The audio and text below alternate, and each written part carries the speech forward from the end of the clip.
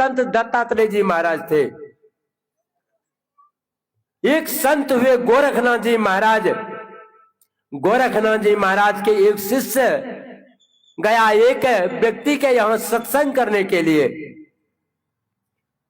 सत्संग में कुछ दान पुण्य मिला, तो गोरखनाथ जी महाराज के शिष्य ने गमछा में बांध लिया।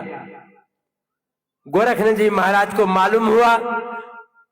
गोरखनाथ जी महाराज कहते हैं शिष्य रे कुछ खाने का सामान है? कहा हाँ महाराज, हमारे गमछा में बंधा हुआ है प्रसाद। कहा लाओ निकालो। निकलवा लिया। और गोरखनाथ जी महाराज कहते हैं उन शिष्य, दिन को खा रात को झक्के, ऐसा शिष्य गोरख कभी न रखे। भागो यहां से। साधु पोटली बनता है। शिष्य को भगा दिए। देखिए साधु पोटली नहीं बांधता है। ऐसे संत गोरखनाथ जी महाराज थे।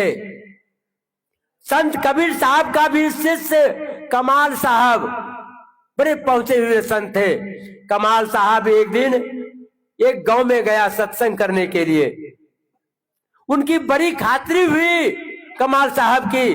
जब विदा होने लगे तो कमाल साहब को हीरा जवाहर सोना चांदी दान किया। कमाल साहब इसी तरह का मुरठा बांध करके रखते थे। कमाल साहब को हीरा जवाहर इसी मुरठा में खोस दिया बगल में। जब वहां से चले तब कबीर साहब के पास जब आते हैं तो कबीर साहब को प्रणाम करते हैं। जैसे सर को झुकाए, हीरा जवाहर पगड़ी पर से नीचे गिर करके कबीर साहब के चरण पर जाकर के गिर पड़ा। कबीर साहब जो देखा, कमाल साहब को कहते हैं, बुरा वंश कबीर का उपजा पुत्र कमाल, राम नाम के बेटी के घर में लाया माल। कहा कमाल तुम मेरा नाम बेच करके खा गया। मेरा नाम बेच करके खा गया। मेरा नाम को बेच करके तुमने घर में माल लाया। भागो यहां से। साधु पटरी नहीं बांधता है, दान इकट्ठा जमा नहीं करता है। संत हुए लोमस ऋषि। लोमस ऋषि अपना जीवन में मात्र एक चटाई लेकर के चलते थे। सर पर चटाई लेकर चलते थे। कुछ साथ में नहीं ले जाते थे, जहां होता था शाम बिछा देते थे। भगवान बुद्ध का शिष्य हुआ। मात्र एक रोटी को रखा था डाल पर। जब उनकी पत्नी आई तो रोने लगी। कहा देखो तुम्हारे पिताजी ने देख करके गया है, मैं इसी वृक्ष के खोडर में रहता हूं, तुम काहे के लिए रोती है? कहा मैं घर से नहीं रोती हूं, घर देख करके नहीं रोती हूं, मैं आपका वृक्ष पर जो डाल पर रोटी रखा हुआ है ना, उसी को देखकर मैं रो रही हूं। कहा मैं यही सोचा कि शादी करके मैं आता हूं, एक रोटी में आधा आधा रोटी दोनों आदमी बांट लेंगे। कहा भगवान पर आपको विश्वास नहीं है? भगवान भूखा रखेंगे? साधु जमा नहीं करता है। भगवान पर विश्वास कीजिए। आज पशु पक्षी जानवर को देखिए, है चिंता कल क्या खाएंगे? नहीं चिंता है। ठीक उसी तरह होते हैं साधु। साध बड़े परमार्थी, घन जाऊं बरसे आए, तपन बुझावे और की अपनो पारस लाए। साधु मक्खन के तरह होते हैं। जिस तरह मक्खन धूप में पिघलता है, ठीक उसी तरह साधु दूसरे को दुख दे करके पिघलता है। ऐसे होते हैं साधु। जीवन को यदि बनाना चाहते हैं, जीवन में संतोष कीजिए। इसलिए भगवान राम ने सबरी को कहा, आठम यथा लाभ संतोषा, सपना हूं नहीं देखई परदोषा। ये सबरी आठवां भक्ति जो है, जो लाभ हो उसी में संतोष करना चाहिए। स्वामी विवेकानंद अपने जीवन में 50 गुरु किए थे। जिसको गुरु बनाते थे उसको पूछते थे क्या परमात्मा का दर्शन हुआ है आपको? कहते थे नहीं, त्याग देते थे। जिस तरह से कबीर साहब ने कहा, झूठे गुरु के पक्ष को तजत न कीजिए बार, द्वार न पावे शब्द का भटके बारंबार। यदि गलत गुरु नजर में आ जाए जो भेद शब्द भेद नहीं बता सके, कबीर साहब ने कहा ऐसे गुरु को त्याग देना चाहिए। इस तरह से संत स्वामी विवेकानंद जी अपने जीवन में 50 गुरु किए, 49 गुरु को छोड़ दिए। 50वां गुरु में संत रामकृष्ण परमहंस जी महाराज का दर्शन हुआ था। उनके मित्र ने कहा कि मित्र, आज हमारे यहाँ एक बड़े महान संत आ रहे हैं, आपको जाना है? कहा साधु झूठा प्रचार करता है, यदि परमात्मा रहता मुझे दर्शन देता, परमात्मा कहीं नहीं है। बहुत प्रयास के बाद स्वामी विवेकानंद जी, जिसका नाम बचपन का नाम नरेंद्र था, पहुंचा। एक भजन गाया, रामकृष्ण परमहंस जी महाराज का आंसू का धारा बहने लगे। रामकृष्ण परमहंस जी महाराज ने कहा, नरेंद्र इतना दिन से कहां था? मैं तुम्हारा बहुत दिनों से इंतजार कर रहा था। नरेंद्र ने कहा, हे महात्मा जी, यदि मेरा भजन आपको अच्छा लगा मैं आपको धन्यवाद देता हूं, लेकिन आपका जो कहिएगा मेरा चेला बन जाएगा, मैं आपका चेला बनने वाला नहीं हूं। कहा, नरेंद्र सही पूछो, तुम्हारा बहुत दिन से मैं इंतजार कर रहा था। कहा, अच्छा एक बात बताइए बाबा, आप परमात्मा को देखे हैं? रामकृष्ण परमहंस जी महाराज ने कहा, नरेंद्र जितना दूर में तुम हमसे गप करता है ना, उससे और नजदीक में हम परमात्मा को देखता हूं। कहा, क्या हमको दर्शन करवा दीजिएगा? कहा, अवश्य करा देंगे, तुम आंख बंद करो। आंख बंद किया, जैसे सर पर हाथ रखा, आत्म दृष्टि खुल गया, परमात्मा का दर्शन हो गया नरेंद्र को। और वही रामकृष्ण परमहंस जी महाराज ने कहा, नरेंद्र आज दिन से तुम्हारा नाम नरेंद्र बदल करके आज दिन से तुम्हारा नाम स्वामी विवेकानंद रहा, और तुम संसार में देश विदेश जाकर तुम प्रचार प्रसार कर सकते हो।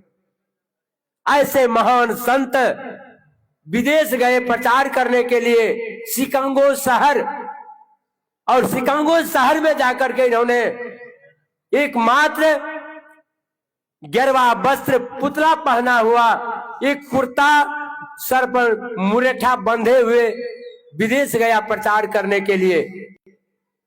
जब इनका शरीर देखा, विचित्र पोशाक पहना हुआ, तो शिकागो वासी को बड़ा आश्चर्य हुआ कि भारत का संत पुतला पहन करके मंच पर चढ़ गया, क्या बोलेगा? हमारे देश को यह बेइज्जती करेगा। इनको समय नहीं दिया जाए, समय नहीं दिया। बहुत प्रयास के बाद इनका समय मात्र 5 मिनट मिला था, जिस पर 0 पर बोलने के लिए कहा था। तो 0 पे इन्होंने बोला, विदेशी भाषा, विदेशों में इंग्लिश का उपचार होता है, अंग्रेजी भाषा का उपचार होता है। तो विदेश में इन्होंने कहा था कि respected brothers, respected mothers and sisters, मैं I have you stand up please America. हे अमेरिका के माताओं बहनों, कृपया मेरी ओर सुनिए। इतना ही कहा कि शिकागो वासी इतना खुशी हुआ कि हमारे देश में आकर के हमारे भाषा में और माता और बहन का पुकार किया। बहुत जोरों से ताली बजी, धन्यवाद दिया और कहा, this world can from the zero and at last involve into the zero. यह संसार जीरो से बना है और जीरो में ही आकर समा गया है। बड़ा धन्यवाद दिया वहां के वासी ने। एक माता उठ करके स्वामी विवेकानंद जी से कहते हैं, हे स्वामी जी, मैं आपसे शादी करना चाहती हूँ। कहा, सुनो, मैं साधु हूँ, तुम शादी करना क्यों चाहती है? कहा, स्वामी जी, मैं आपसे पुत्र पैदा करना चाहती हूँ, आपके तरफ पुत्र पैदा करना चाहती हूँ जो कि सिकंगो शहर में नाम रोशन करे। कहा, पुत्र की जरूरी है, पात्र की जरूरी नहीं है, पुत्र चाहिए ना। हमारा ऐसा बेटा मिलेगा कि नहीं मिलेगा है पता? कोई पता नहीं है। साधु के घर में चोर भी जन्म लेता है और चोर के घर में साधु भी जन्म लेता है। कोई पता नहीं है हमारा ऐसा बेटा होगा कि नहीं होगा। हे माता, मैं तुम्हारे गोद में बैठ जाता हूँ, तुम मुझे पुत्र मान लो और मैं तुम्हें मां मान लेता हूँ। हो तो गया पुत्र, पात्र की जरूरी नहीं है। स्वामी विवेकानंद जी ने कहा, we need such education in which our character it formed the power of the mind increases and collected develop and the man can stand on his feet। Swami Vivekananda ने कहा, हे ईश्वर, मुझे ऐसी शिक्षा दीजिए जिसमें चरित्र का बोध हो, बुद्धि का विकास हो, मन की शक्ति बढ़े और मनुष्य अपने पैरों पर खड़ा हो सके। कभी भगवान से प्रार्थना नहीं किया कि हे परमात्मा, मुझे ऐसा ज्ञान हो, शिक्षा मुझे ऐसी मिले। स्वामी विवेकानंद जी ने कहा, उत्तिष्ठत जागृत प्राप्य वरण्य बोधत सुरस्य धारांसिता दुरत्यादुर्पतस्त कव्यो बदंती। हे विद्याग्रस्त लोगों, उठो, अज्ञान निंदा से जागो और श्रेष्ठ पुरुषों के समीप जाकर के ज्ञान प्राप्त करो। जिस तरह छुरे की धार तीक्ष्ण और दुस्तर होती है, तत्व ज्ञानी लोग इस मार्ग को वैसा दुर्गम बताते हैं। बड़ी कठिन मार्ग है। एक आसन से बैठना साधारण बात नहीं है। 5-5 घंटा, 10-10 घंटा साधु महात्मा भी एक आसन से बैठे रह जाते हैं। जिस तरह छुरा की धार तीक्ष्ण और दुस्तर होती है, तत्व ज्ञानी लोग इस मार्ग को वैसा दुर्गम बताते हैं। बड़ी कठिन मार्ग है, लेकिन स्वामी जी ने लिखा है, सुलभ सुखद मार्ग यह भाई। हे भाई, यह रास्ता बड़ी सुलभ है, सुखदायक मार्ग है। जो इस रास्ता पर चल गया है, चढ़ गया है, उसके लिए सुलभ है। जो इस रास्ता का मार्ग नहीं जानता है, उसके लिए कठिन मार्ग है।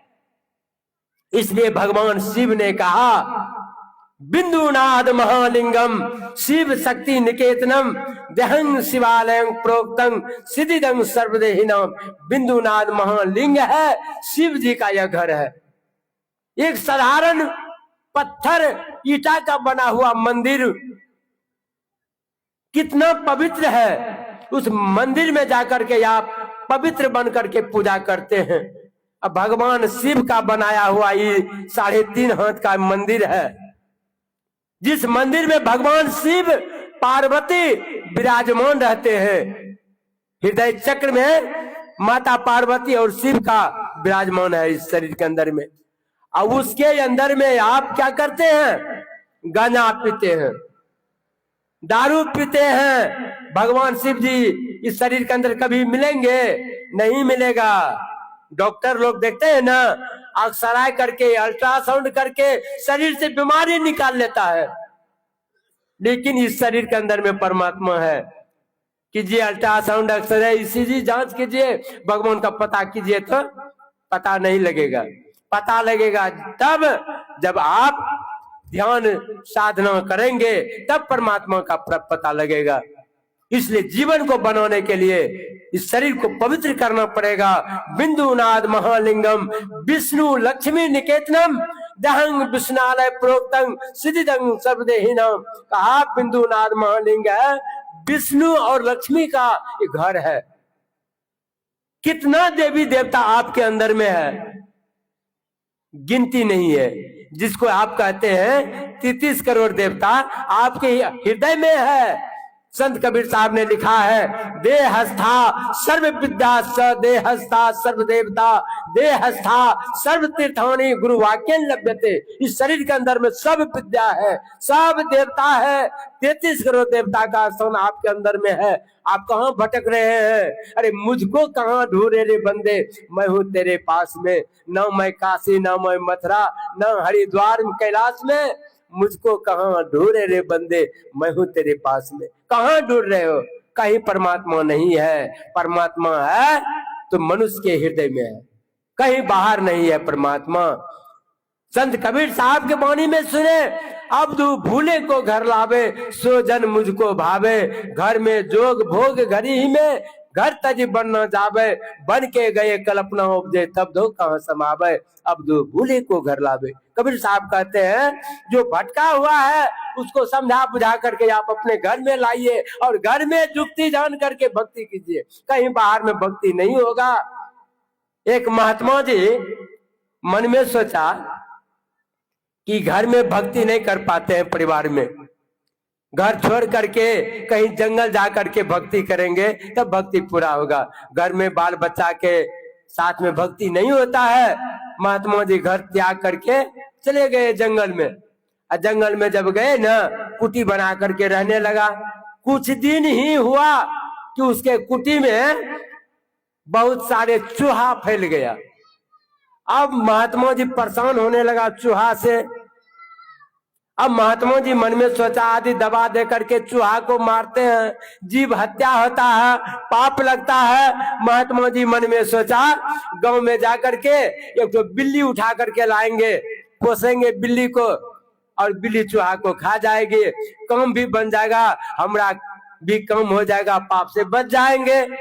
महात्मा जी गया, गांव से एक बिल्ली उठा करके ले आया, बिल्ली को पोसने लगा। कुछ ही दिनों में सारे बिल्ली ने चूहा को खा गया, खत्म हो गया चूहा। अब महात्मा जी मन में सोचा, अब बिल्ली को खिलाएंगे कौन सी? बिल्ली का सबसे प्रिय चीज दूध है। एगो गाय यदि पोस लेते हैं ना तो हम भी खाएंगे दूध, अब बिल्ली को भी पिलाएंगे। महात्मा जी एक गाय खरीद करके ले आया। अब महात्मा जी कुट्टी सानी, लाद में पानी, गोबर करसी, घास भूसा करने में महात्मा जी व्यस्त है। ध्यान भजन में कटौती होने लगा। मन में सोचने लगा कि अब ध्यान भजन में देखते हैं बाधा पड़ने लगा, इतना कम कपार पर हो गया ये गाय पोसने से। महात्मा जी क्या किया, मन में सोचा एक तो दासीन करके ले आवे ना, दासीन जो है ना घास भूसा करेगी और हम ध्यान भजन करेंगे। महात्मा जी एक तो दासीन करके ले आया। अब दासीन को रखने लगा महात्मा जी। अब दासीन घास भूसा करे, अपना ध्यान भजन करे। दासीन से 5-7 गो 8 गो बाल बच्चा जन्म ले लिया। अब जंगल में ढेर सारा घर बन गया, सब अपना अपना अलग हो गया, फर्क हो गया, बहुत सारा घर बन गया, टोला बन गया वहां पर। जिस कारण से आप घर को छोड़े वह झंझट लगले रह गया। घर में भेल खटपट, चल बाबाजी के मठ पर। बाबाजी के मठ पर मिले थक्का और सबसे बढ़िया घरे पक्का। अंत में विचार करता है महात्मा जी, इससे अच्छा घर में ही रह करके भक्ति करेंगे, वही अच्छा है, बाहर जाने की कोई जरूरी नहीं है। एक महात्मा जी मन में सोचा घर में भक्ति नहीं होता है। महात्मा जी घर से निकल गए। महात्मा जी घर से जब निकले ना, 40 बरस हो गया महात्मा जी को बाहर में, दाढ़ी केस बड़ा बड़ा हो गया। एक दिन गांव के व्यक्ति से मुलाकात हो गया, गांव के आदमी से मुलाकात हुआ ट्रेन पर चलते समय। तो महात्मा जी ने कहा, अरे भाई पहचानते हो तुम हमको? कहा बाबा हम तो नहीं पहचानते हैं। कहा मेरा नाम फलना नहीं है। अरे फलौने गांव में, फलौने घर के बगल में जो मेरा घर था, घर से जो भागा हुआ आज 40 साल हो गया, हम ही न हैं। तो वह व्यक्ति कहता, बाबा आप ही हैं? कहा हम ही हैं, आज 40 वर्ष हो गया मेरा घर छोड़ा हुआ। कहो अच्छा एक बात बताओ कि हमारा परिवार कैसे रहता है? परिवार, पत्नी कैसे रहती है, बाल बच्चा कैसे रहता है, समधिया पूछने लगा। तो वह व्यक्ति कहता, बाबा आपका परिवार तो खत्म हो गया, आज 10 वर्ष हो गया शरीर छोड़ा हुआ। यह जो सुना कि मेरा परिवार खत्म हो गया, 10 वर्ष हो गया, महात्मा जी कहते हैं अच्छा बढ़िया हुआ, माथा पर का बोझा हट गया, माथा पर का बोझा हट गया। इसका मतलब है 40 वर्ष तक आपके कपार पर बोझा था, आपका ध्यान घर पर था, माथा पर भारी बोझा लदा हुआ था। जिस दिन आपने सोच लिया कि मेरा पत्नी शरीर छोड़ दिया, आपने सोचा मन में आज दिन से माथा का बोझा हट गया। नहीं मालूम था तो बोझा कपार पर था। कहने का तात्पर्य है बाहर जाइएगा आपको चिंता सताएगी, आपका ध्यान नहीं होगा। इसलिए कबीर साहब ने कहा घर में जोग भोग घर ही में, घर तज बनना जावे, बन के गए कल्पना उपजे, तब धौ कहाँ समावे। जंगल में चिंता सताएगा, कहाँ रहिएगा। तब वही जहाज पर का पक्षी को देखे हैं, समुद्री जहाज जब चलती है पानी में, तो समुद्री जहाज पर पक्षी उड़ करके सोचता है जहाज को छोड़ करके हम गांव जाएंगे, लेकिन चारों बगल वह भ्रमण करता है पक्षी। जब गांव घर नहीं मिलता है फिर घूम करके वही जहाज पर आता है, तो वही जहाज एक ना एक दिन वह किनार लगा देता है, गांव पहुंच जाता है पक्षी। ठीक उसी तरह भटका हुआ मानव जब थक जाता है, कहीं परमात्मा नहीं मिलता है, तो भटक करके वह आकर के गुरु के चरण में आकर के वह फिर अपना शरीर को निछावर कर देता है। वह परमात्मा, उसका दर्शन हो जाता परमात्मा का। जीवन यदि बनाना चाहते हैं, आप अपने घर में रह करके भक्ति कीजिए, परिवार में रह करके भक्ति कीजिए। परिवार को छोड़ करके आपने चेला बनाया,